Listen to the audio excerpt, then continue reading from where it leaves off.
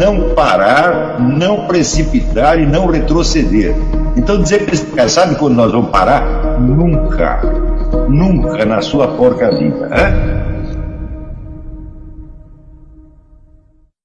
E aí, pessoal do canal, tranquilo? Então, antes do vídeo, quero pedir a vocês para apoiar o nosso canal, seja membro, participe do apoio, vaquinha ou de qualquer outra forma. A gente também deixa o Pix aí para vocês ajudarem o nosso canal. Estão vendo aí toda a censura que está acontecendo aqui no YouTube, em toda a grande rede social. Então é isso aí, para a gente continuar nessa luta, precisamos do apoio de todos vocês. Muito obrigado a todos, fiquem com o vídeo, sempre com Deus, pátria, família e liberdade. Valeu!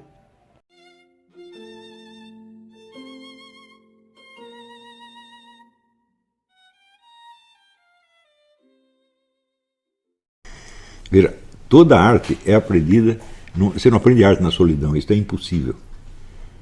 Você não pode tirar a sua arte diretamente da natureza, diretamente da sua experiência. Você tem que ter uma série de mediações, e essas mediações são dadas justamente pela tradição literária e pelas conversações com outros artistas. Quer dizer, um aprende com o outro aprende com um. Isso aconteceu no Brasil na década de 30, sobretudo no modernismo. Se você perguntar por que o modernismo nordestino foi tão mais vigoroso do que o paulista, e por que ele produziu obras que você ainda lê com interesse, você ainda lê Graciliano Ramos, lê Jorge Amado, lê Zé Lins do Rego, com muito interesse, e você sente a vida brasileira ali, e as obras do modernismo 22 parecem tão artificiais. É simples, porque no modernismo nordestino houve um guru, esse guru é Gilberto Freire. Então, dele vem a inspiração inicial de todos esses. E o modernismo paulista, o único guru, foi o Mário de Andrade, que era um sujeito totalmente artificioso, para não dizer artificial. Era assim, era um homem da classe alta paulista,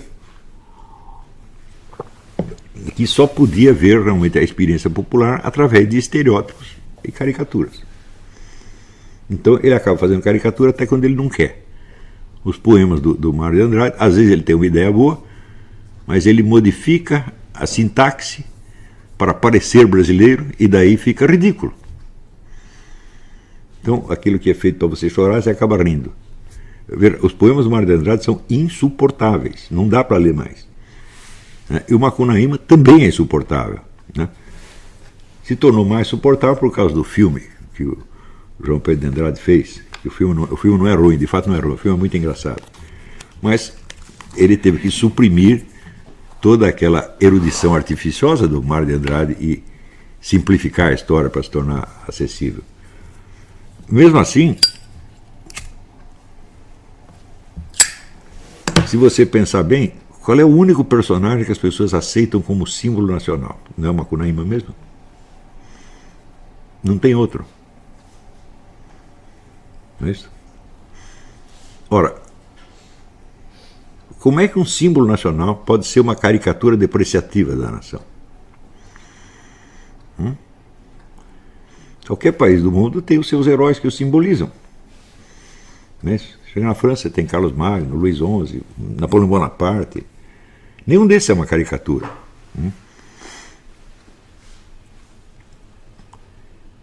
Mas o Brasil, o único símbolo nacional que ele conseguiu produzir foi uma caricatura. Então, por aí você vê a pobreza intelectual do movimento de 22. O falecido Franklin de Oliveira, que era um homem mais comunista do que Lenin, mas era um homem de uma cultura extraordinária, um tremendo crítico literário e musical, ele, uma das últimas coisas que ele escreveu foi um livrinho assim, destruindo a modernismo de 22, mostrando todo o artificialismo daquela coisa, porque nada tinha sobrevivido, exceto o Macunaíma, que é uma espécie de símbolo nacional invertido. É o símbolo só do que tem de ridículo e grotesco. Eu digo, mas não é possível que o Brasil se resuma a isso. Se o Brasil fosse constituído só de Macunaíma, já teria acabado há muito tempo. Será que ninguém fez nada que prestasse? E, ao mesmo tempo, os personagens históricos, reais, nacionais, que têm importância enorme, que criaram a nação, como o próprio Zé Bonifácio, são totalmente desconhecidos. Aqui você vê nos Estados Unidos, por exemplo, os escritos de Thomas Jefferson, eles circulam em milhões de edições e o pessoal nas escolas lê isso, etc, etc. Ora, intelectualmente, o José Bonifácio era muito superior a Thomas Jefferson. E, no entanto, quando você procura as obras do José Bonifácio, você simplesmente não tem, isso não existe. Fizeram nos anos 40 ou 50, fizeram uma edição. A Prefeitura de Santos, onde ele nasceu, fez uma edição, mas a edição era caríssima. Hoje acho que você, sei lá, acho que você paga 10 mil reais por uma cópia dessa, se encontrar. Então, eles pegaram o fundador do país e o enterraram, sumiram com o cara e botaram Macunaíma no lugar. Sobretudo nos últimos 70 anos, ou seja, depois do golpe de 64 e depois da ascensão da esquerda. Tá certo? Esse pessoal da esquerda, o pessoal do Partido Comunista, evidentemente eles selecionavam os seus heróis conforme a afinidade que tinha com o partido e não conforme a importância histórica geral. Então já está, vamos dizer, uma literatura submetida a fins de propaganda, que já é um negócio que seca a imaginação e estraga tudo. Por exemplo, se você leu o livro do Jorge Amado começou como escritor propagandista do Partido Comunista e escreveu a biografia do Luiz Carlos Prestes, O Cavaleiro da Esperança. Ninguém aguenta ler isso hoje, é muito ridículo. Porque pega um cara burro, incapaz, um cara que os russos desprezavam, tá certo? E quer transformá-lo num herói das dimensões, sei lá, do George Washington, ou Napoleão Bonaparte. Não vai dar. Então, isso aí mostra o quê? Uma imaginação desconectada da experiência real, mas muito conectada no interesse de grupo, interesse grupal. Então, o interesse grupal surge para essas pessoas como substitutivo da inspiração, verdadeira inspiração sociológica. Também é notável que nos produtos surgidos nos últimos 70 anos, você não vê jamais uma visão conflitiva da realidade. Existe aqui, o sujeito toma partido de certas coisas, e essas coisas são uniformemente e fielmente apresentadas como se fosse a realidade inteira. Não há conflito. Se não tem conflito, não tem drama. Se não tem drama, não tem história para contar, meu Deus do céu. Na verdade, é só a história da carochinha. Se essa geração aqui não corrigir isto, não tem esperança de que você tenha uma boa sociologia, uma boa ciência histórica, uma boa ciência política. E se não tem nada disso, você discutir problemas nacionais é fazer buraco na água. Agora, o que eu vejo é nas últimas gerações mais recentes, está todo mundo agoniado para resolver os problemas nacionais. Mas o pessoal não sabe nem formular o que está acontecendo. Então você se apega a soluções imediatistas. Agora, por exemplo, a eleição do Bolsonaro é isso. É a fórmula mágica que vai resolver tudo. É isso? Então, no máximo, as pessoas têm ideia, vamos dizer, de propostas econômicas. Tá certo? Mas existe um monte de propostas, mas todas elas são superficiais. Por quê? O material sociológico no qual elas se baseiam não tem uma base suficiente na memória da experiência viva nacional. E não tem por quê? Porque falta literatura. Então, eu penso assim, se um sujeito está louco e burro, tá certo? Mas além disso ele está desempregado, a mulher largou ele, o cachorro morreu, o pneu do carro furou, etc, etc. Ele diz, bom, qual problema você vai resolver primeiro? Vou resolver o problema financeiro dele. Eu digo, mas o cara está louco, ele vai perder todo o dinheiro de novo. Então, é isso, você tem uma doença da alma brasileira, da psique brasileira. E essa doença se reflete na pobreza, na miséria da imaginação nacional, tal como aparece em romances, novelas de TV, etc, etc.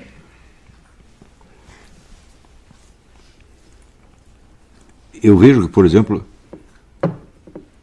todo mundo fala do problema do banditismo, mas a literatura, o teatro, o cinema só mostram isso do ponto de vista do bandido.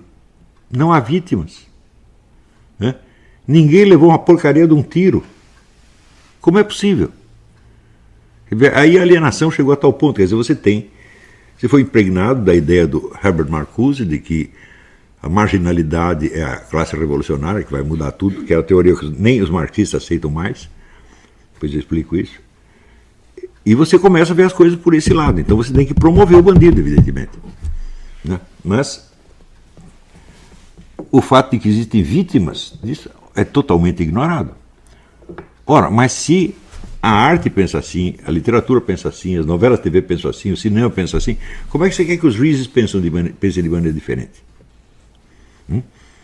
Eles têm uma autonomia intelectual que pode transcender, vamos dizer, o imaginário nacional e ver tudo de cima?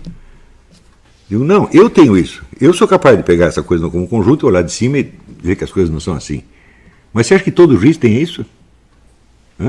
Com a porcaria de formação que recebe na faculdade?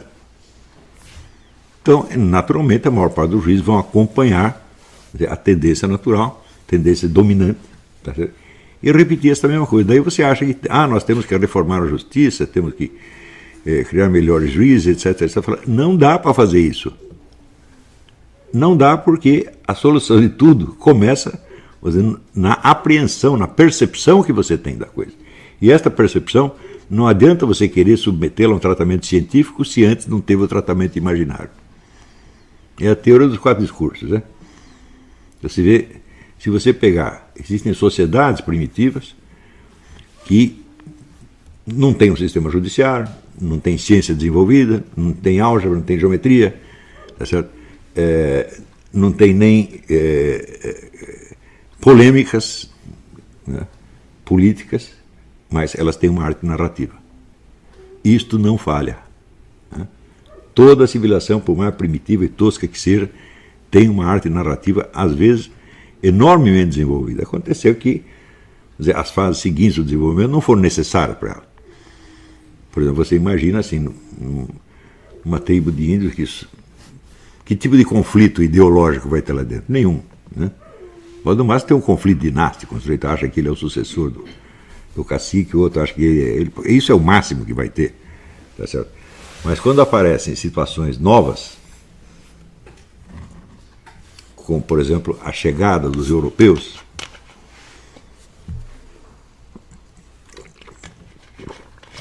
quando é que os índios começaram a entender o que estava acontecendo?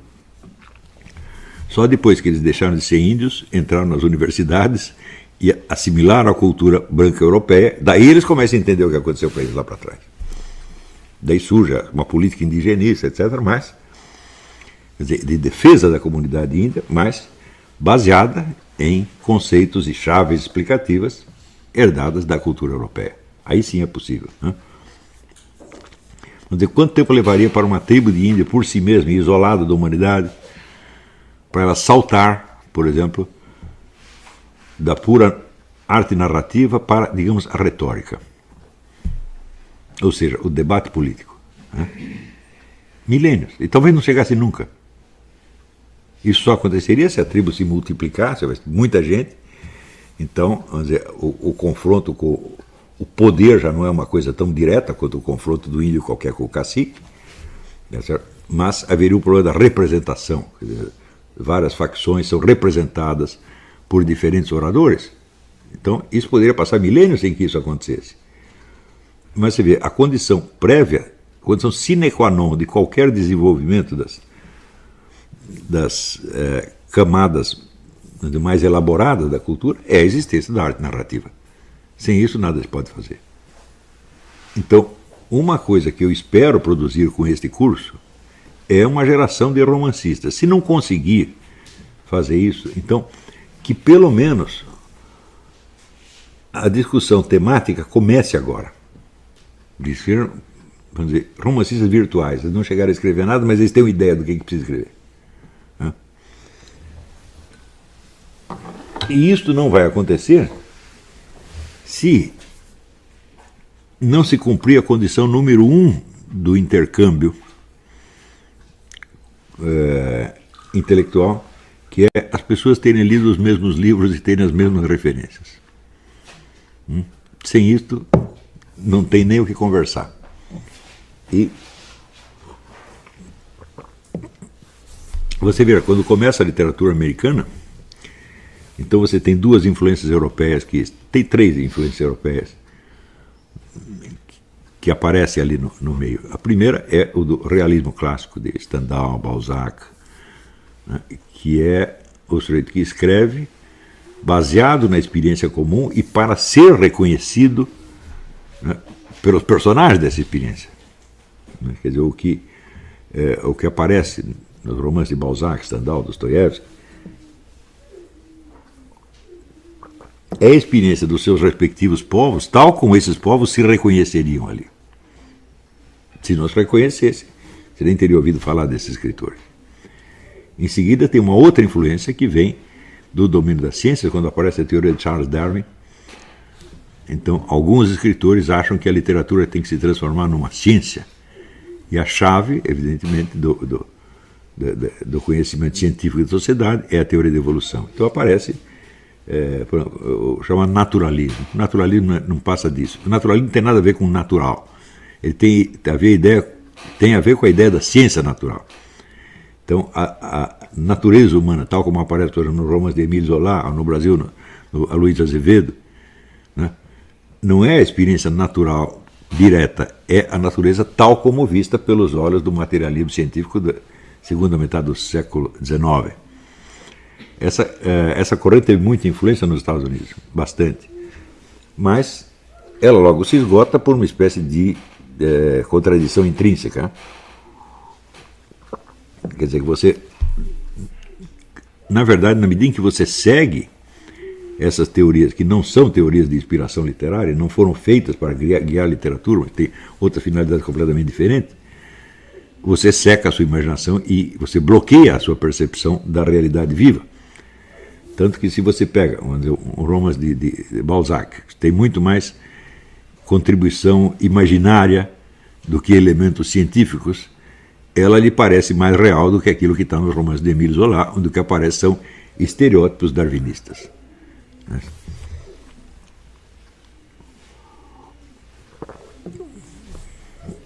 Tem aqui um cachorro fazendo observações, né? Não está gostando do que eu estou dizendo. Então, ao mesmo tempo você tinha outras correntes, sobretudo de tipo impressionista, onde, em vez de copiar algo da realidade tal como vista pela ciência, você tentava penetrar em outros setores da experiência inacessíveis ao conhecimento científico. Então, você cria uma literatura de tipo muito mais misteriosa, que tem muito mais sugestões do que fatos científicos, né? Essa corrente se torna, de fato, a dominante no mundo. Nenhuma outra corrente criou obras tão fundamentais quanto essa, sobretudo na poesia, onde eles se inspiram em parte em Mallarmé, em parte no Rimbaud, e daí surge a obra inteira do William Butler Yeats, na Irlanda, né, do T.S. Eliot, né, na América, entre a América e a Inglaterra, do Wallace Stevens, assim, são poetas absolutamente gigantescos, e evidentemente o Ezra Pound. Então, isso amplia formidavelmente o raio de ação da experiência transmitida. Mas mesmo essas influências que vêm do exterior, qualquer um que as receba tem a consciência de que ele vai ter que adaptar aquilo ao meio social onde ele efetivamente está. Então, quando você vê, por exemplo, a gente vê uma enorme diferença entre o T.S. Eliot e qualquer dos seus inspiradores europeus, como Jules Laforgue ou Rimbaud, né? E a diferença vem justamente deste meio americano. Né? Se você lê o poema do T.S. Eliot, que chama Canção de Amor, de J. Alfred Prufrock, você vê ali um mundo inteiro de fantasmagorias filtrado pela cabeça de um sujeito pertencente à camada mais rica de New York ou Chicago. Quer dizer, já não é um meio europeu. É uma coisa que vem carregada, sendo um certo artificialismo de nouveau riche, né? E tem lá o coitado do Prufrock que está no meio daquilo, não está entendendo nada. E ele, no meio das conversações que ele capta numa festa dessa gente, aparece ali no fundo aparece toda a tragédia humana ali no meio, e o poema tem até às vezes certos aspectos proféticos, né? As guerras, a autodestruição da humanidade, tudo isso está filtrado, quer dizer, por baixo da experiência dessa classe rica de Nova York, Boston, Chicago, e certamente era muito diferente dos ricos europeus.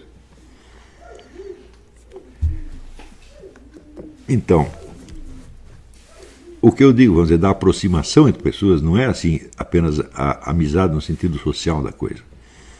É um verdadeiro intercâmbio intelectual.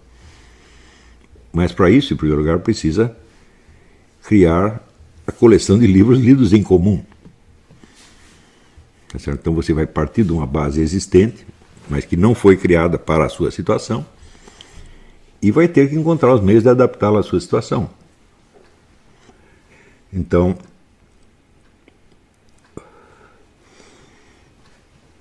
o problema de você escrever um romance é, em primeiro lugar, você saber o que é um romance. Então, de modo geral, o romance é uma vida. É uma vida vista na sua estrutura geral. Ela não precisa ser vista em todos os seus detalhes, naturalisticamente, mas ela é uma vida. Ou pelo menos é um segmento da vida que deixa subentendido que o resto da vida do personagem já está contido ali mesmo. Então, por exemplo, você pega no Crime e Castigo, é um estudante pobre que está cheio de ideias revolucionárias e napoleônicas na cabeça. Então ele se vê como um salvador da pátria. Eu sou um grande homem, né? Então eu mereço um lugar de poder e prestígio, e no entanto não tenho como chegar lá porque eu não tenho dinheiro. Então ele decide matar uma velhinha usurária que tinha um monte de dinheiro guardado, e ele mata a velhinha com a machadada na cabeça. Só que daí ele percebe não, inconscientemente, ele começa a sentir que ele foi além do que ele podia, que ele presumiu demais das suas forças e dos seus méritos, né? No começo ele raciocina assim: que importância tem a vida dessa velhinha comparado com o que eu posso vir a fazer, né? Então ele tem, de fato, a imaginação napoleônica. Ele se baseia na carreira de Napoleão, que é o sujeito que saiu do nada e virou imperador, e mudou o curso da história. Nós ainda estamos sob a influência de Napoleão até hoje. Então eu posso ser o Napoleão Bonaparte, então o que me importa a vida de um piolho, né? Mas com isso ele, baseado nesse exemplo histórico, ele viola uma lei que está embutida no fundo da natureza humana. Quer dizer, o não matarás está presente em todo mundo. Existe um tabu do homicídio. O homicídio não é um meio normal de você agir. E, claro que Napoleão foi responsável por muito mais mortes do que ele. Mas é o tal negócio: Napoleão não era bem um ser humano. Napoleão era um monstro, tanto no sentido positivo como negativo, né? E o Raskolnikov percebe que ele presumiu demais das suas forças, e ele gradativamente começa a dar pistas para que a polícia o pegue, sem mesmo ele perceber. Tem um inspetor de polícia, ele faz amizade com o inspetor de polícia, e o inspetor espreme daqui, espreme de lá, e no fim acaba dando bandeira, e ele é preso. E no fim ele se arrepende do crime, né? E ele tem uma namoradinha que é uma prostituta, mas que ele, no instante, ele diz: para quem eu vou confessar o crime? Para quem eu vou pedir perdão? Era a única pessoa boa que ele conhecia, era ela. Então, essa menina chama Sônia, ela aparece no final como uma imagem de Nossa Senhora. Quer dizer, tinha sido muito maior do que Napoleão, né? Então, você não sabe o começo da vida do Raskolnikov, nem sabe o que aconteceu depois. Tanto que o Dostoiévski, no final, ele diz: não, depois as aventuras desse personagem vão continuar, etc, etc. Claro que aquilo não era um plano de um romance seguinte, ele estava apenas dizendo que a vida do cara não tinha acabado ali. Mas você entende que o que quer que aconteça depois terá sido determinado por esta fatia da existência dele. Então, em princípio, o romance é uma vida. Mas como é que você vai escrever uma se você não tem ideia sequer do formato da sua vida? ou da vida alheia. Pergunta assim, quantas vidas você precisa conhecer no seu percurso mais ou menos total para você poder chegar a escrever um grande romance? Quando você vê um monstro como Balzac, por exemplo, que cria milhares de personagens e cada um deles parece que corresponde à realidade, você vê a imaginação desse sujeito, ele tinha tamanha empatia com as pessoas em torno, que ele tinha milhares de vidas na cabeça dele. Então, eu não tenho nenhum talento romancista, jamais seria capaz de escrever um romance, mas eu sei o que é um romance. E, note bem, eu conheço alguns milhares de vidas e conheço muito bem. Ao ponto de, às vezes, dizer para a pessoa o que vai acontecer para ela, pela lógica interna, não é adivinhação, pela lógica interna da sua vida, que vai dar para você isso, assim, assim, assim, assim. Então, eu entendo realmente como trabalha uma imaginação de romancista.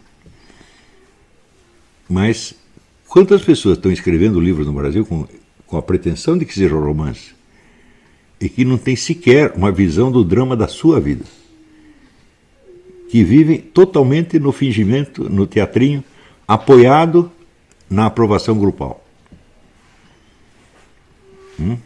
Então, por exemplo, esses dias eu tenho explicado alguns elementos da experiência, não só nesses dias, até há bastante tempo, da experiência homossexual e transexual. Isso.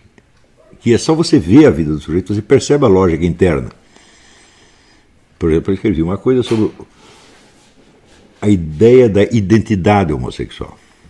Bom, quando você tem uma ideia baseada no sexo em que você nasceu, essa ideia se apresenta a você diariamente, sem que você precise procurá-la. Não é isso? Como é que o homem sabe que é homem, o menino sabe que é menino, a menina sabe que é menina? Bom, está na cara, ele não precisa procurar, ele não precisa criar uma imagem em cima. Claro que ele pode buscar reforços, né, extraordinários para ele mostrar as suas virtudes masculinas ou virtudes femininas. Ele pode fazer isso, mas ele só pode fazer isso se ele já tivesse identidade. Agora, o que é a identidade homossexual? Não é uma identidade baseada na forma do seu corpo. É a identidade baseada num desejo. O desejo, por definição, não é permanente. Ele vai e vem, ele some. Às vezes o desejo é substituído por repugnância. Não é isso? Então, como é que se cria uma identidade homossexual, se não reiterando a presença do desejo como se ele fosse permanente, fosse uma presença fixa, tal como a forma do corpo? Então, é evidentemente um produto da vontade. E você só tem essa identidade enquanto você quer e enquanto você é capaz de reforçá-la pela imaginação, pelas conversas, etc, etc. Então você já vê de cara o drama do homossexual hoje. Porque até uma época atrás não havia identidade homossexual. Havia homossexuais, evidentemente. Mas nenhum pensou que aquilo fosse a identidade dele. O homossexualismo dele era uma coisa que de vez em quando ele fazia. Por exemplo, se você ler as obras do André Gide, tá certo? Ele só fala de homossexualismo, é claro que não, fala de milhares de coisas. Então, mas de vez em quando ele parava aquilo e ia lá, tinha uma relação homossexual com alguém, ou relação pedófila, ele gostava de menininho, né? Dá mais um pouquinho. Então, havia homossexualismo, mas não havia identidade homossexual. A partir da hora que você quer fazer do homossexualismo um movimento político-ideológico, é preciso que as pessoas se identifiquem com aquilo de modo permanente, então elas têm que ter uma identidade que as distingue do outro.